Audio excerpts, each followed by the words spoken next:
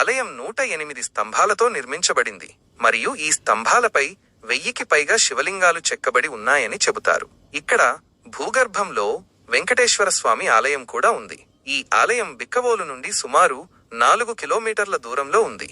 ఈ ఆలయ చరిత్ర గురించి మరింత వివరమైన సమాచారం పెద్దగా అందుబాటులో లేదు.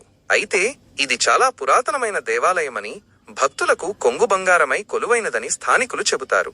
ఈ ఆలయంలో రంగులు మారే శివలింగం కూడా ఒక ప్రత్యేక ఆకర్షణ.